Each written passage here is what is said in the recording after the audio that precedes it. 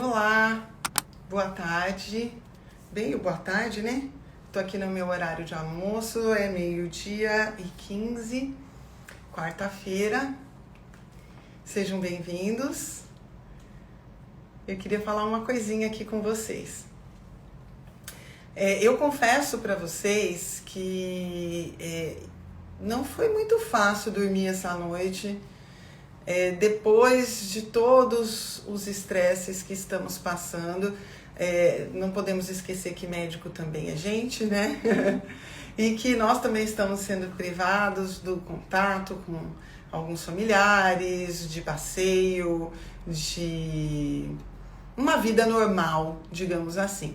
E associado a essas privações, nós também estamos vivendo a questão de atender pacientes vítimas aí da Covid-19, muitos deles evoluindo de uma forma um pouquinho mais rápida do que era com a cepa original do SARS-CoV-2.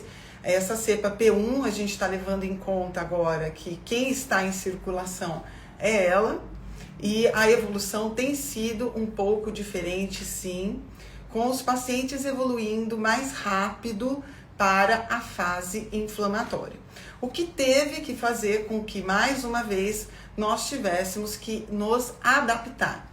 Então, exames que a gente pedia mais tardiamente, agora a gente está pedindo antes, como, por exemplo, a necessidade de estudar a proteína C reativa para avaliar a inflamação, o dímero, que é um marcador de coagulação sanguínea, falando de forma mais simples, a solicitação, por exemplo, de uma tomografia de tórax, que a gente poderia deixar um pouco mais para frente, na cepa original. Agora a gente está tendo que trabalhar as coisas um pouco mais rápido, né? E estamos vendo, efetivamente, agora, entre março e eu acredito que abril vai ser a mesma coisa, pessoas mais jovens evoluindo de forma mais grave do que vinha acontecendo antes. Então isso é um estresse muito grande para nós médicos, porque nós temos que decidir muitas vezes o que terá que ser feito com a vida daquele paciente e ao mesmo tempo isso é de uma responsabilidade muito grande e nós estamos aprendendo. Então vocês imaginam a responsabilidade que sendo que você está aprendendo durante o jogo, você está aprendendo a jogar enquanto você joga, né? Então isso é extremamente estressante. Então a gente atende um paciente que você fica na dúvida se vai evoluir, então você fica dormindo pensando naquele paciente. Então são situações assim muito estressantes, né? Eu acredito que é uma grande oportunidade de entendimento, de crescimento enquanto profissionais. E só que é com sofrimento, né? E além de tudo, além da gente estar passando as nossas privações, a gente tem esse estresse, a gente tem os nossos estresses pessoais, né? Dentro da família, nós somos pais, nós somos mães, nós temos que educar, cuidar, criar, abastecer a casa, como todo mundo tem que fazer. Então realmente está sendo um momento de muita tensão. Como se isso não bastasse, a mídia muito em cima, uma desavença muito grande entre colegas de profissão, o que acredito que para o paciente, para a pessoa aí do outro lado, que é leiga, ouvir cada um falar uma coisa diferente, né? As sociedades médicas falando uma coisa, os médicos falando outra, o CFM falando outra. Então, é tudo como se a gente estivesse num jogo de futebol, né, em que parece que são torcidas de times opostos, quando na verdade o objetivo deveria ser sempre, o objetivo final é a preservação da vida e a diminuição de sequelas, né, pós-doença. Então, realmente está um caos, inclusive emocional. Ontem à noite eu tive até dificuldade de dormir com isso, porque eu fiquei pensando, eu falei, as pessoas que me amam, preocupados comigo também. Então, E ao mesmo tempo eu não posso deixar de trabalhar, eu não posso deixar de estar aqui no consultório no dia seguinte, dando tudo o que o meu paciente merece, porque ele também não tem culpa. Então é realmente uma situação muito complicada. A gente tem que tentar manter o equilíbrio da melhor forma possível e não é fácil, né? Não tem sido fácil. E aí, não sei se vocês acreditam nisso, né? Eu tenho uma tia que faleceu há alguns anos, e a minha tia era uma pessoa muito, muito, muito boa de coração, e faleceu assim relativamente rápido, de uma neoplasia de pulmão, e ela de vez em quando aparece para mim em sonhos, né? Já tem um tempo que ela não aparece, mas ela vem às vezes conversar comigo. E ontem à noite eu falei assim, eu vou orar, eu não sei qual é a sua crença aí do teu lado, mas eu acredito em Deus. Independente do nome que você quiser dar, essa força maior, onipresente, onisciente. E aí, antes de dormir, com aquela angústia toda que eu estava dentro do peito, eu falei assim, eu vou conversei com a minha tia em pensamento e com Deus também. Pedindo orientação, que me fizesse uma pessoa melhor, para que eu cometesse o menor possibilidade de erros possível, apesar de ser humana, né? E a gente está aqui nesse mundo para aprender e evoluir. Eu falei, me direciona, né? Me mostra o que eu deveria fazer, né? Para ajudar mais as pessoas, ao mesmo tempo não me desgastar tanto, para que eu não perca essa batalha, né? Que eu não tenha que me afastar dessa batalha. Porque às vezes é tentador a gente pegar e falar assim, olha, eu vou ficar só falando de forma física, eu vou ficar falando de assuntos mais leves, porque isso não vai me dar dor de cabeça, eu não vou ser atacada, mas ao mesmo tempo eu acredito que a gente tem um dever cívico enquanto formadores de opinião, que nós médicos somos, né, pelo menos ainda somos, né, então eu acho que a gente tem uma responsabilidade em ajudar o que a gente puder em termos de saúde, né? Então eu não gostaria de me abster da situação, né? Mas ao mesmo tempo eu estou muito desgastada com a situação. E aí eu acordei com o pensamento de, olha, Denise, não sei se veio alguma coisa no sonho e tal, começa a dar boas notícias, né? Como por exemplo o caso que eu postei no feed hoje de uma paciente de 20 anos e tal, que me procurou com Covid e que teve uma excelente evolução, por exemplo, né? Mostra que dá para se dar bem, né? Que embora a doença seja sim grave e a gente nunca deve menosprezar essa doença, dá sim, desde que haja acolhimento. E o que eu quis passar com esse post foi justamente isso. Independente se você usa a droga X, Y, Z, se você acredita ou você não acredita nisso, é pressuposto da medicina, em qualquer patologia, o reconhecimento precoce dessa patologia e a intervenção. E quando não se há uma intervenção padronizada para todos, que essa intervenção seja individualizada e seja uma intervenção em ritmo de acolhimento. E o que eu quero dizer com isso? Pedir exames, fazer curvas desses exames, observar e falar com o paciente mais frequentemente do que a gente falaria em outras doenças, em outros momentos, e para detectar de forma precoce o desenvolvimento de uma reação inflamatória mais grave. Então, existe sim a possibilidade de fazer isso, mesmo em quem não faz uso das drogas reposicionadas.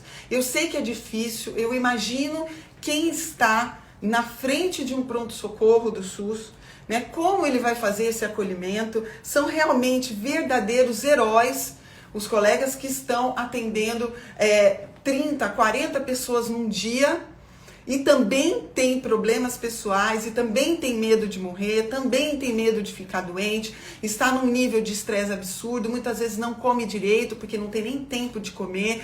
Então esta população que foi, na verdade, a população mais vitimada lá do começo, né? Os colegas médicos e outros profissionais de saúde, como enfermagem, fisioterapeuta, que lidam o tempo todo com esses pacientes, eu sei que é muito difícil fazer esse acolhimento ali, enquanto você tem poucos recursos, pouco tempo para atender essas pessoas, e aí fica uma coisa um pouco automática, talvez, de atendimento, né? Então, o que eu quero deixar de mensagem aqui para vocês, que esse acolhimento, que é como um abraço mesmo, né? Não pode ser físico, mas pode ser emocionalmente abraçando esse paciente, dá a sensação para o paciente que ele não está abandonado, né? Que ele não está vulnerável a ficar em casa tomando a dipirona e esperando qual vai ser o momento em que ele vai ter falta de ar para ir para o hospital, né?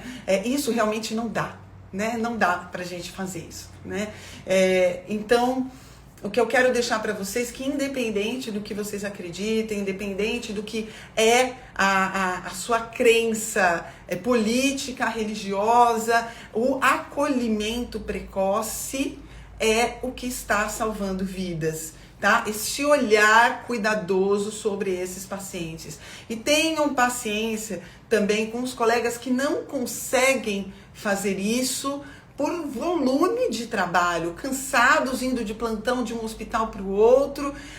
Não é fácil, nós somos humanos, né? Então, para que vocês consigam ter um pouco de paz, eu retomei o que foi o meu objetivo lá atrás, quando começou a pandemia, que eu também fiquei dentro de casa, inclusive a maior parte do tempo sem atender, que foi eu escrever meu livro. Eu tô com ele aqui, tá? O Imunidade, Intestinos e Covid, que o meu objetivo com esse livro era dar informação e dar armas para que vocês preparassem o corpo de vocês para a batalha.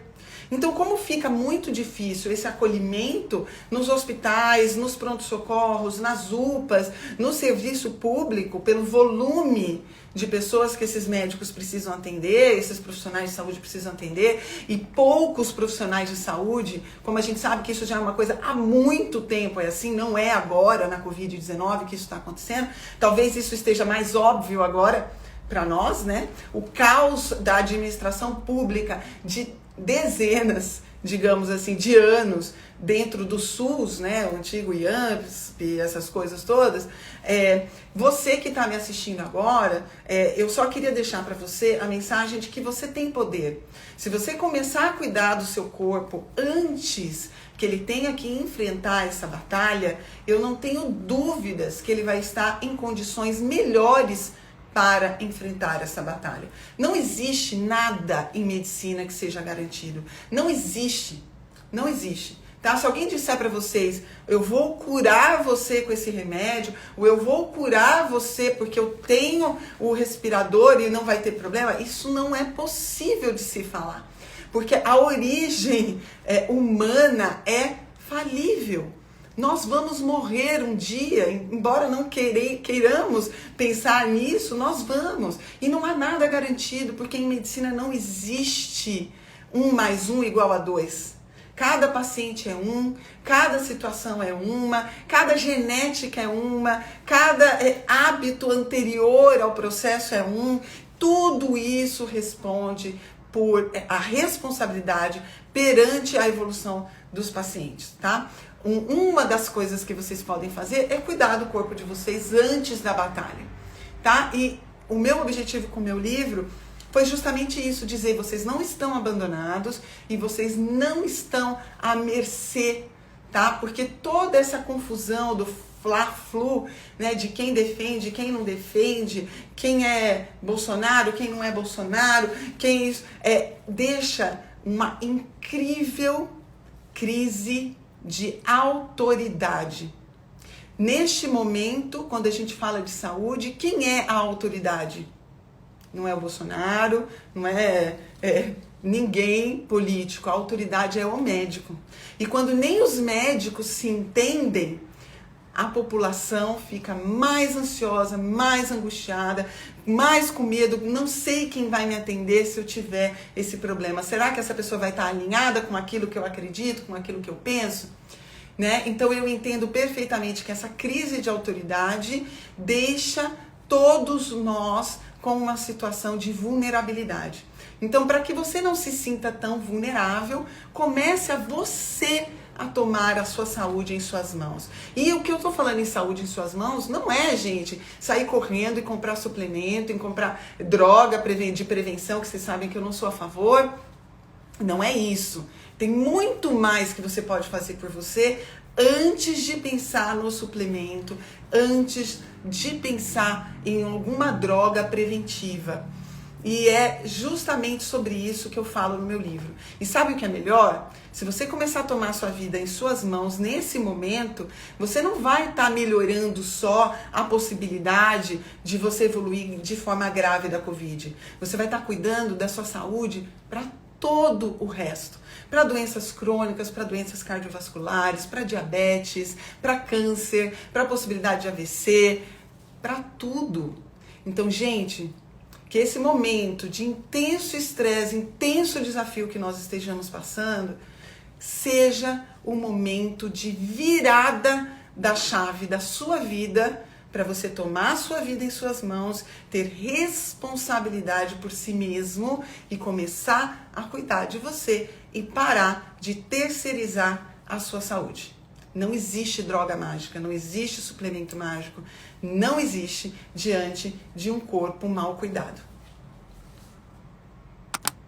Um beijo, meus queridos. Boa tarde para vocês.